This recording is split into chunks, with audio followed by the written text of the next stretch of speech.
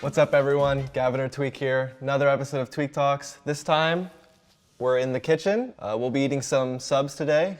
Shouts to Jersey Mike's for making this special TSM episode of Tweek Talks possible. Get a little change of background here.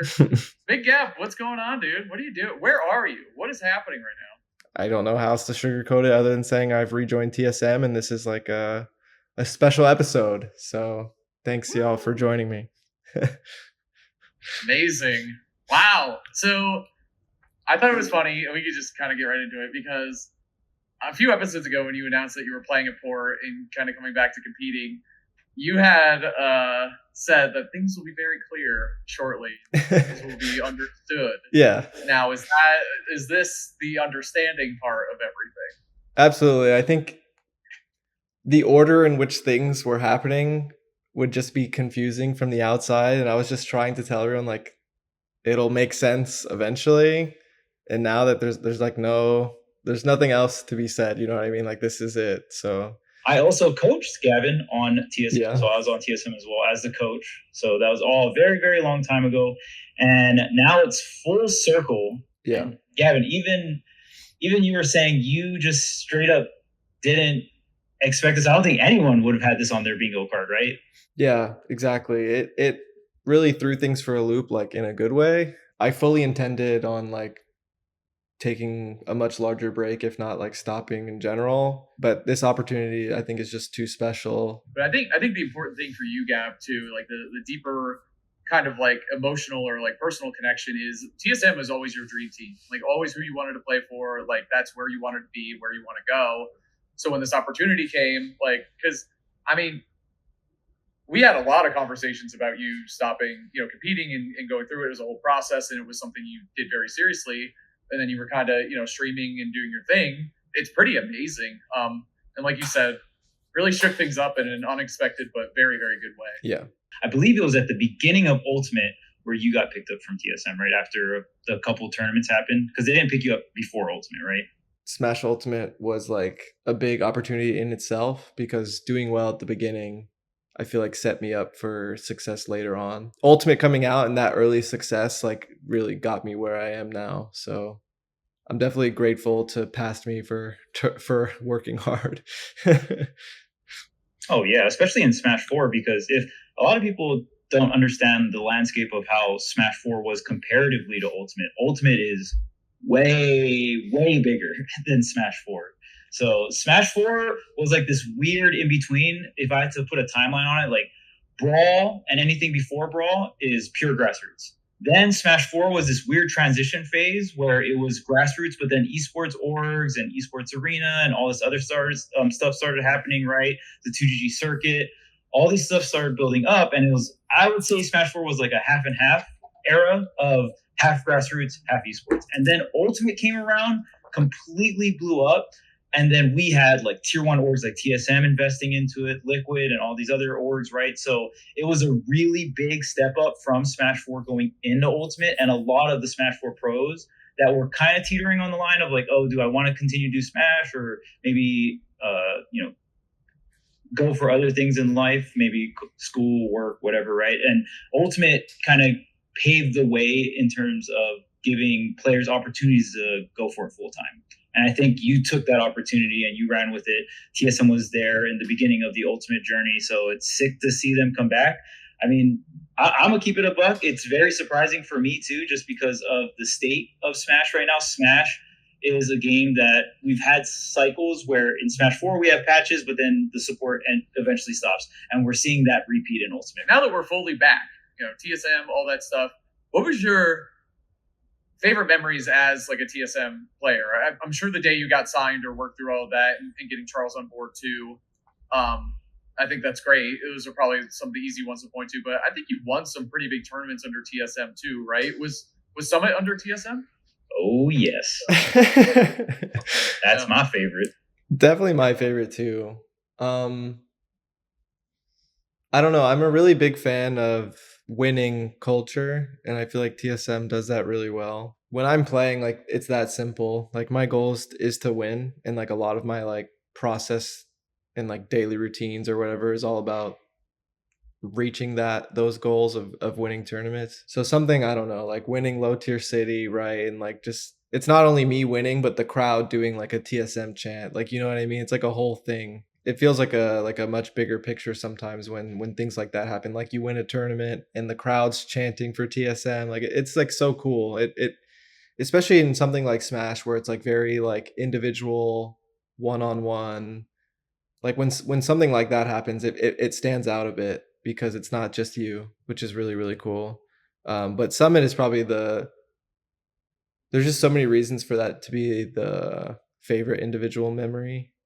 I think it's a two-way street. To speak for the three wise unks on the podcast, I think without the podcast, staying connected to the scene in a way that felt good and natural still, like working a full-time job in Charles, I know you're the same way, and I know Marcus is the same way with a kid now, especially like even though he has been going to locals more, so maybe not, but Yeah.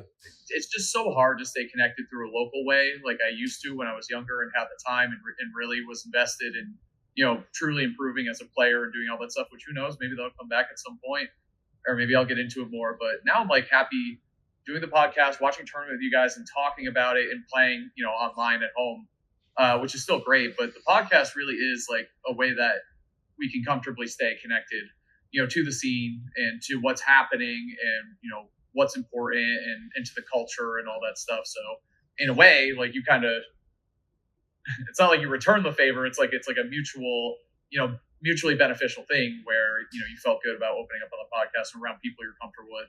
But same thing here. Like I feel comfortable talking to you guys about anything, especially Smash, and I know it's true for you, especially Gav, like you don't want to talk to Smash about Smash with everybody or anybody for sure. Yeah. So in a way, I'm definitely flattered that you have included all of us in that category, but also like, I don't know, man. Like the podcast is amazing. Like I can't believe what are we at? I don't even know, 290,000 episodes. Me and Gavin were both on TSM still. Yeah. When the podcast started. So I mean, that's something to think about, and we're still on it, which is great. And I want to give you like the whole team, honestly, a ton of props. Chris, Alex, us, Pink, right? Like we show up pretty much every week. We try our best. We all have very busy schedules. And even with you traveling again and going to tournaments, you kept it consistent, right? So, I mean, just staying consistent with the pod is such a big deal. And I do really think your brand, as someone who's been a fan of TSM since like season 1 of League, your brand lines up a lot with it because you're just really putting everything into winning. And that's what TSM was, especially like early League of Legends. That's what they were about. So in terms of how your brand overlays with TSM, I think it makes a lot of sense. And yeah, it's just really sick to see us staying consistent with the podcast. And dude, it took us a while to get consistent with the pod too. Like finding a night. We used to do it on Twitch live, Yeah. So much we had to figure out. Even consistently getting everyone on now is hard because, like Charles said, how busy we are and all that stuff. So life, like you just never know what's going to come at you. And the best thing you can always do is just be the best version of yourself and just be ready for whatever comes. And whether that's bad or something good, a good opportunity comes by and you're ready for it because you've been, staying on top of your stuff and taking care of everything. And you're ready for it. That's great. Or if some bad news or, bad winds come by and you're not in a good spot, but you're taking care of your stuff, it's better. So that's just, I don't know. I feel like kind of where you're at right now and just a broader message to everybody. It's like, dude, just always stay true to yourself. And I think you'll find if you work hard enough and are determined enough, you'll find a fit that works for you. And that's what TSM is. My general plan before this opportunity came along was like, all right, I'm taking a break. Hopefully like a new game comes along. I go all out. Hopefully things fall into place. And that's essentially what happened. It's like the best case scenario, plus it's like sooner. So it's like, okay, like all that stuff, like the question marks, I can just like not worry about that. And I can just get to work regardless because like we're right here. You know what I mean? So all of like I said, all the question marks and like hard work is already like it's already figured out. So I can just like, focus on doing my best. And like I said, having like a bigger picture too of like, I'm trying to win for myself. I'm trying to represent like an organization well. Having extra variables like that cannot hurt at all. Like it's always very helpful for me to be thinking about things like that. It's just the extra motivator. Can you tell the viewers how the convo went down or how things kind of led up into the conversation? I think a lot of people would be interested in that. Hearing them say like, we want to have you back, and just like reminiscing about things and things like that was my favorite part. Like just being recognized, being remembered, and like given the opportunity. Because I don't know, I think I have high standards for myself. So when I hear other people say like something, it's like, oh, okay, like that's really good to hear. So being recognized regardless if I was actively competing or not. Obviously I am now. Like that's like the coolest part, when it's like it's very genuine, like it's not like artificial, or that's was my favorite part about the conversation. I'd say even like in any type of relationship, professional or like friend, anything, it's always it's always a great sign where even if you guys know, like, we all know and think highly of each other and stuff, but it's still nice to hear that, you know what I mean? Like, even if I know that you guys think, like I'm hilarious, obviously, like, that's obvious or whatever, or that Charles is like, here you go, I'll do one for you. Charles, I really appreciate your ability to be super analytic about just about anything and take things, break things down, and you're not afraid to ask questions along the way too. I really respect that. And I think that's important stuff to say. And I'm sure you knew that. Like, I'm sure you knew and understood that. I appreciate that about you just through our conversations. But just like the TSM thing, like, it's so nice to hear it called out specifically rather than it just being understood. Like there's something about the power of words and like manifesting and saying, what's going on and acknowledging it is different than just that's like the next level of appreciation. Like, instead of just like, oh yeah, thanks for doing that or whatever. It's like, no, seriously, like this was great or whatever. Or this is something I really like and appreciate. So yeah, I think that's really important. And I think it's something that a lot of people and professionally a lot of orgs fail at. Got the club sub from Jersey Mike's. It's actually very, very delicious. I'm getting another bite. I'm getting hungry. Y'all can do the podcast without me. Podcast without you? Yeah, you don't need me. You're named after it. I'm so distracted now by the delicious sub. We talk about amazing combos, just like what you have from Jersey Mike's, Gavin. This amazing combo. What's the best combo that we saw? Leo's, Lima's, or Jersey Mike's? True.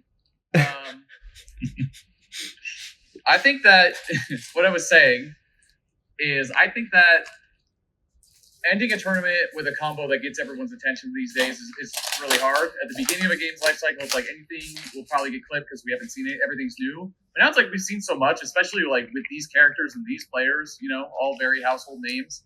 But you could still, make some magic happen in this game. And I think they were both so good. I think anytime I see Leo pop off like that, I know something happened.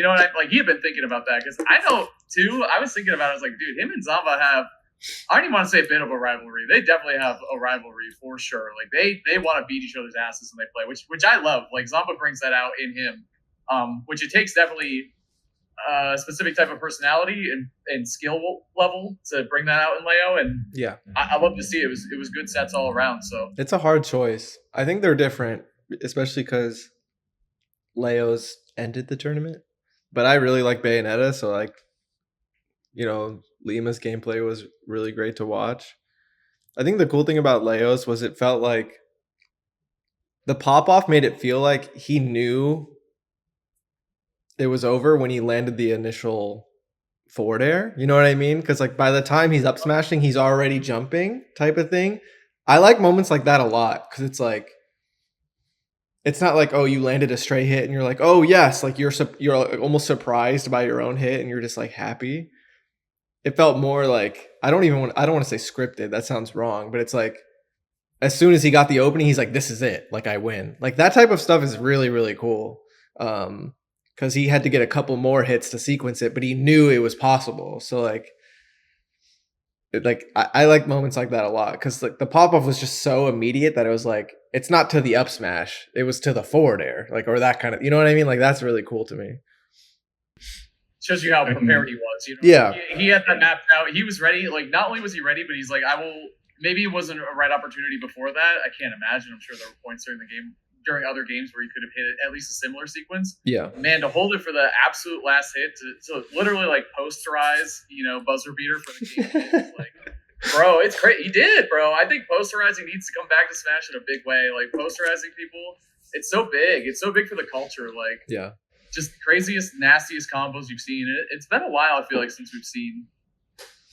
Like, actually, I don't know how true that is. Man, I mean, Yeah, we need to bring posterizing back somehow. Like that needs to happen. We need like a real Smash we need like a sub segment or something of just everyone getting posterized. That'd be great, actually. A sub segment. Yeah, I like that. Saying, the Jersey Mike combo posterized. But yeah, it's so sick to see different generations of play as well. Like whenever I think Tweek, Leo, I'm thinking Smash 4 era, right?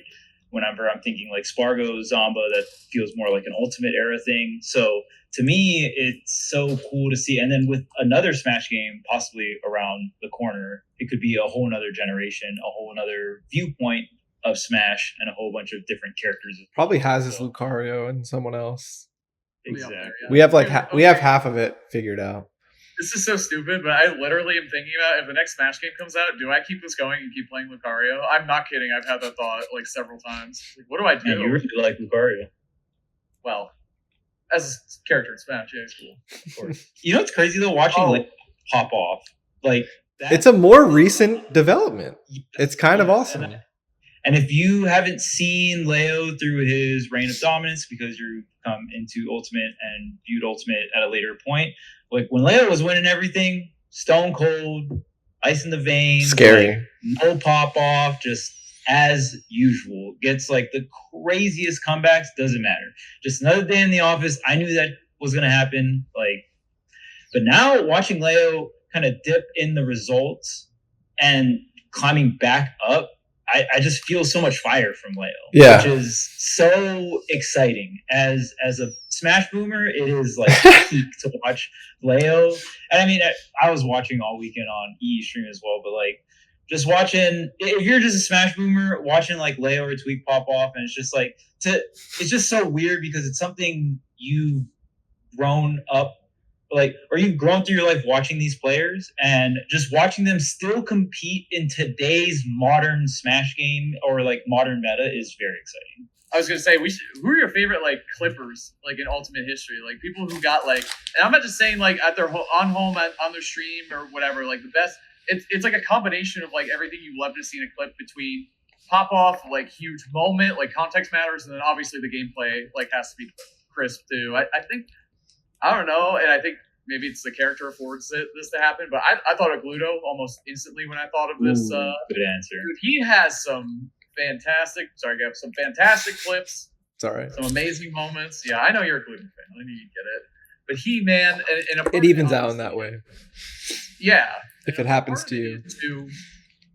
Is his character affords that, right? Like having Waft and having this big comeback mechanic and all that stuff. But you have to be so clutch with it, and he just is all the time. Like he's the first person I thought of when I thought of the tension leading up to the final moment. You were talking about pop-offs, right? Sorry, I'm not sure if I misunderstood what you were saying. Best posterizer, like best clip. Like it's because when you posterize someone, you dunk on someone, it's not just like, oh, I dunked on you. It's like, how did you do it? What was your pose after? Like, did you pop off? Like was it, was put your team ahead by 2 points, like, or to win a set?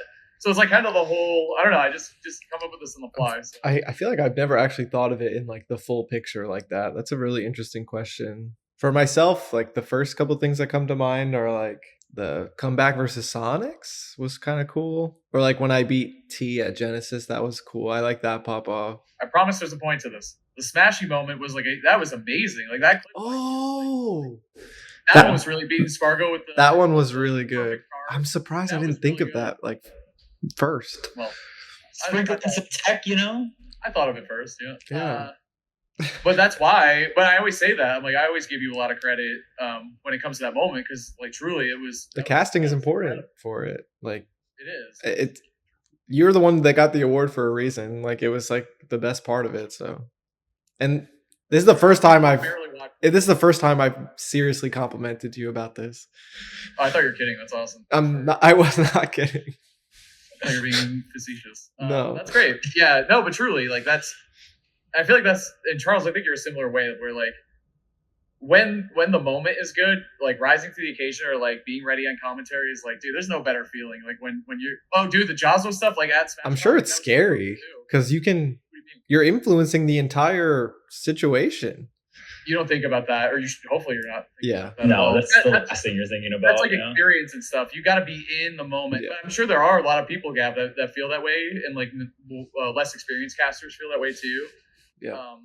And I certainly did feel that at the beginning of when I was casting. Like, you see two big players step up and they have a big rivalry. It's like, oh, I gotta make sure I deliver the moment, and then you kind of like overdo it a little. Yeah, bit. You're really trying to sell. You can weirdly take away from it, and like despite all of your efforts, it's kind of interesting. It's weird because if you go into it being like, I'm trying to get a clip, then it's bad. But like realistically, if the moment comes, then and a clip comes out of it, that's cool. So you're kind of still trying to do that in a way, but like if your motivations going into it is being like, okay, I'm going into this block and I'm getting a clip, that's bad. It's weirdly similar to just playing, right?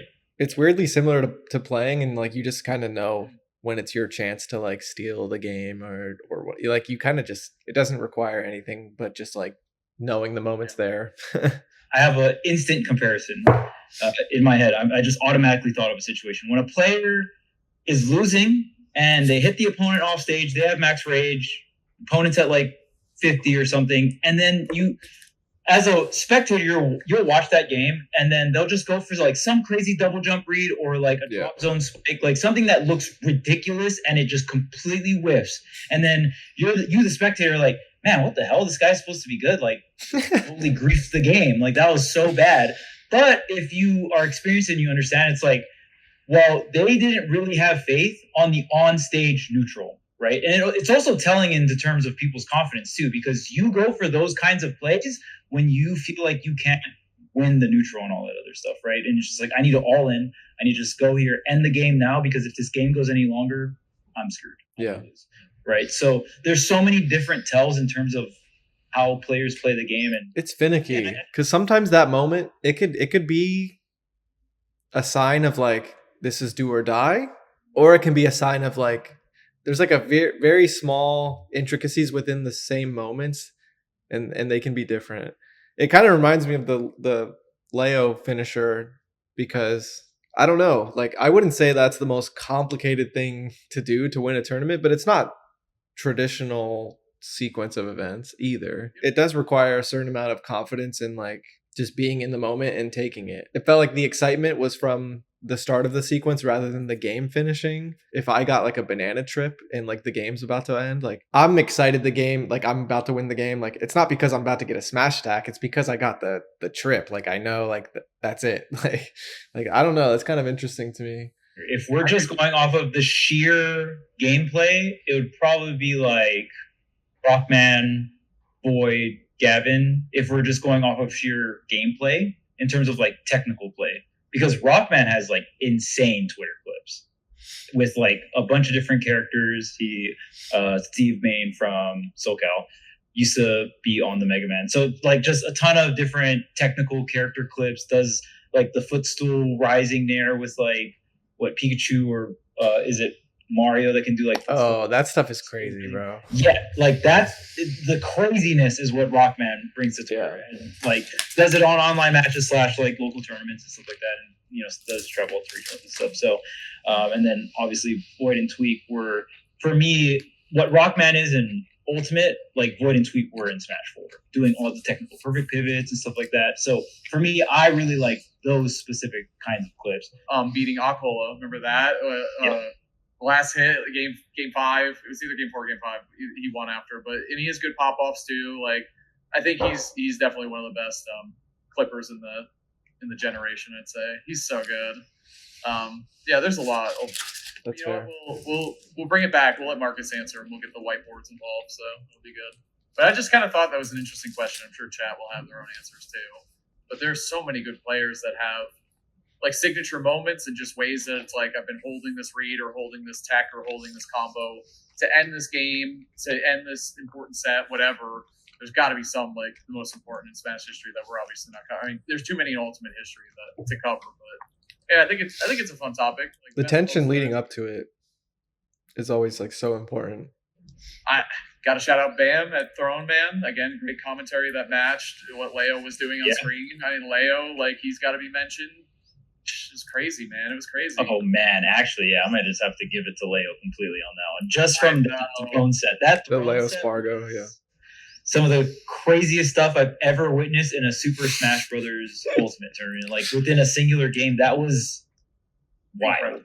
Yeah, it was like perfect, and it was for so many reasons. Obviously, we've talked about it a lot. I kind of liked that moment because it felt like super new, modern Joker way of like styling. Like that wasn't like something people were really doing when Joker first came out. Like the cool stuff in the beginning, like we're aware of like finishing the game with like fair one stuff, or like, you know what I mean? Like, I mean, using counters offensively is like one of like the coolest things already.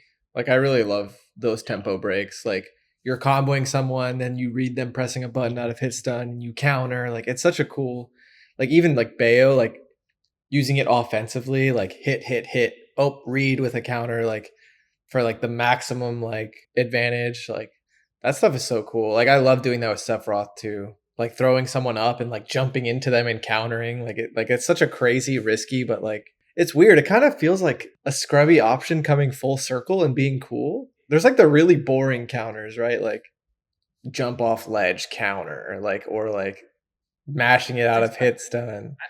But like coming full circle and using it offensively is like, wait. Well, especially in Ultimate, because everyone mashes at a disadvantage super hard in Ultimate, obviously. Like that's just the thing. Yeah. But then the other thing is like, and again, fitting into like this clipping thing as well.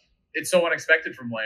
You know what I mean? Like he does counter, obviously, and he's been doing it more again. And I think a lot of that pros from that set. Yeah. But we hadn't seen him do it like that. That was, and as Bam had said, he's reading his soul. Yes. Like all that's so true, because like, you know, obviously it wasn't just once.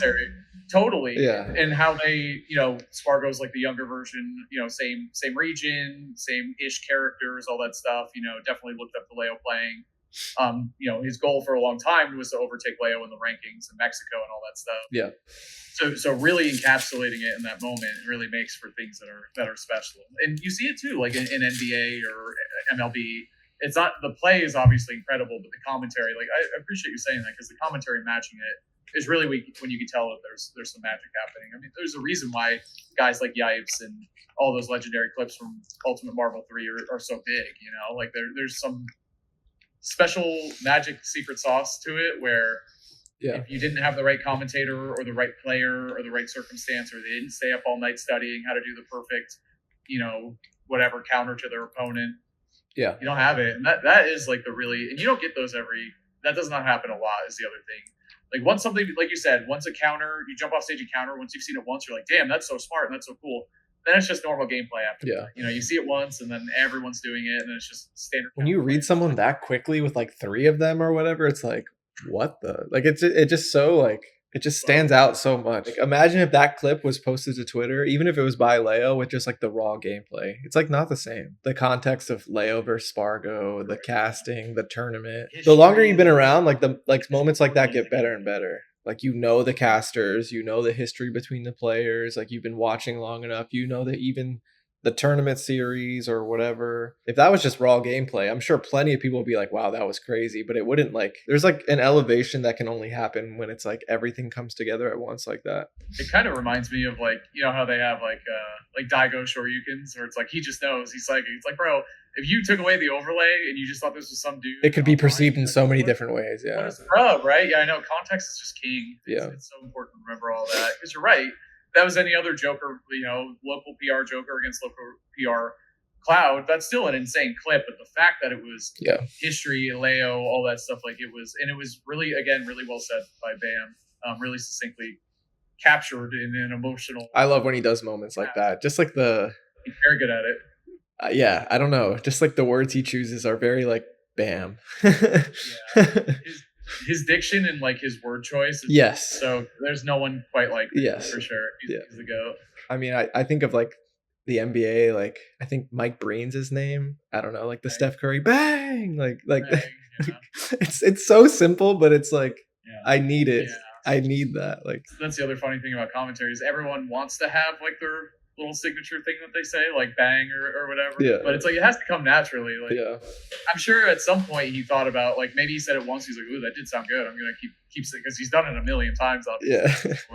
Which is great, because now it's like a thing.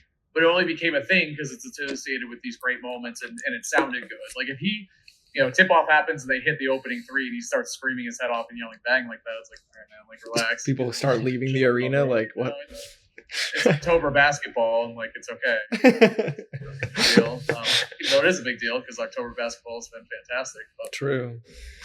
Joining the NBA. That's why I kind of want to go take the conversation back to like the clips. So clips in general, and I really want to break this down in a way where what we saw from Leo, or just these clips that we get really excited about, they're not technically true combos. They're sequences in Smash.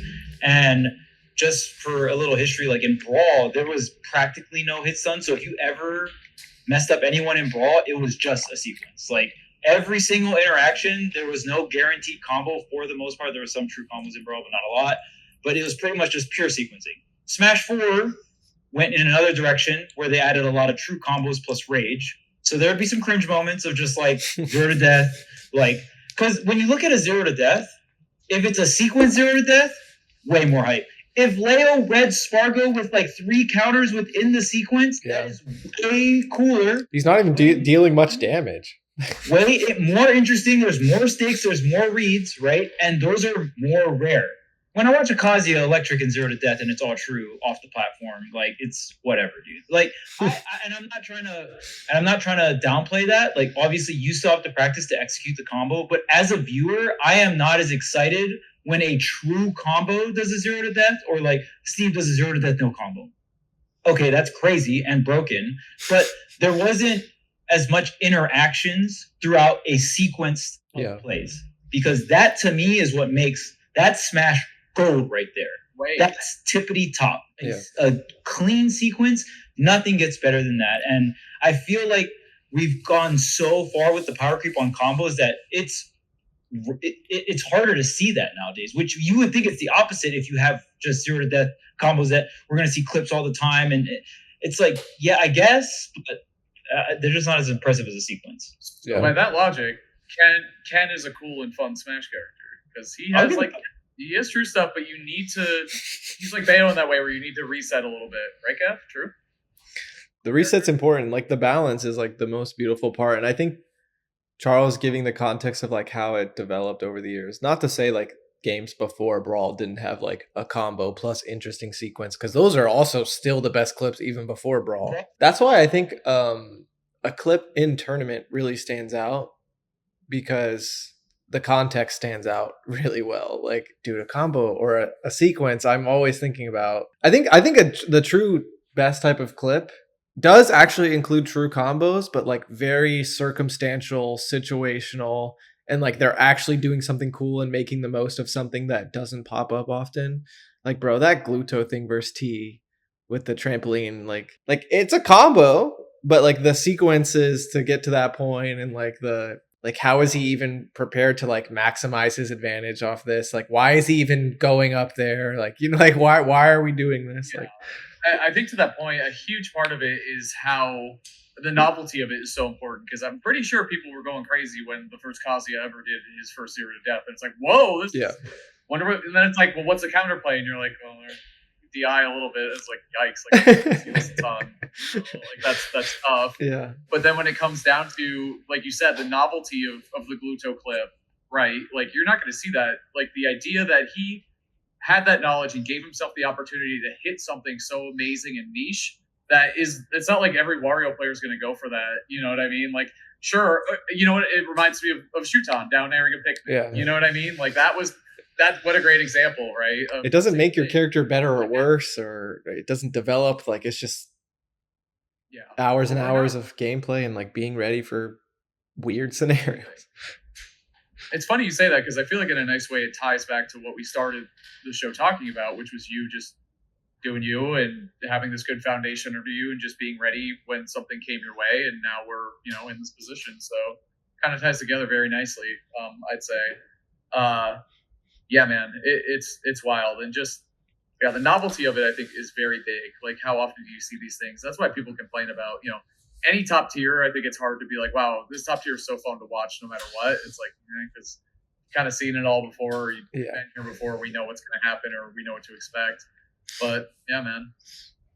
I mean, I also think we talked about Leo's pop-offs. He doesn't pop off a lot, and I think the context of that like makes that clip so much more exciting. What if Leo was And like you popping said, off like right? every round? Yeah, and another thing about sequences too is I love how Gavin brought up in tournament because there's so much context to it in a way where if you watch a sequence or a clip and it's just even if it's two really good players playing Yeah. online, they could be like 4 hours in. Yeah. One person's really tired. They're hungry. They just want to get some food, and it's just like they're kind of checked out of the game. In a tournament, the stakes are established, and on top of that, my favorite is when there's like a sequence game 4 or 5, and it's like even if the commentators are on and they're like, man, I still see like this one specific habit, or like when is X player going to punish Y player for rolling in from the corner? And it's like, and then the players give you the answers, and they're not even talking to you, and it's just sometimes like that kind of stuff to me is so beautiful because it's you see something from the first 3-4 games and then it all comes together in like the game 4 or the game 5 moment when it really matters, when you can't mess it up and you perfectly execute it for this one specific scenario, and these players have been working on this specific punish in training mode so they can do it when their hands are shaking, when it's really nervous, they're sweating, right? It's like those are the moments that I love to put on a pedestal because it took so much time from everyone involved. Like even think about tournament organizers making the event. There's so much things that go into that specific moment. It makes it beautiful. Yeah, I mean, think of the Leo Spargo clip, which is what we've been talking about a lot. Like that's the result of it's not game 1 of the set. The games have progressed and they have set history.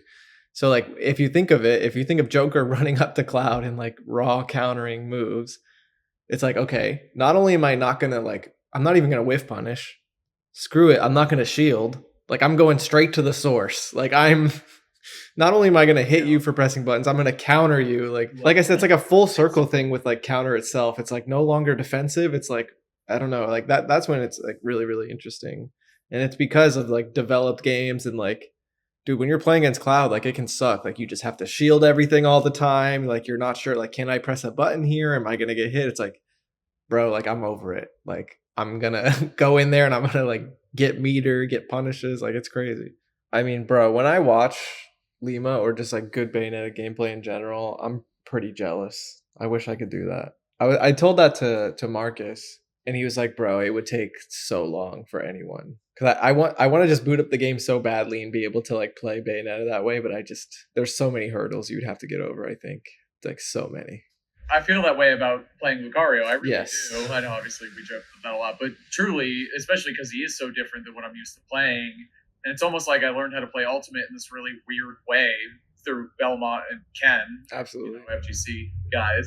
Oh, it's so weird where he is like, his strengths are all weird Smash things specifically. Not like he's weird because of Smash, you know what I'm saying? Like the way he's built and designed, like B reversing, doing all this stuff and whatever.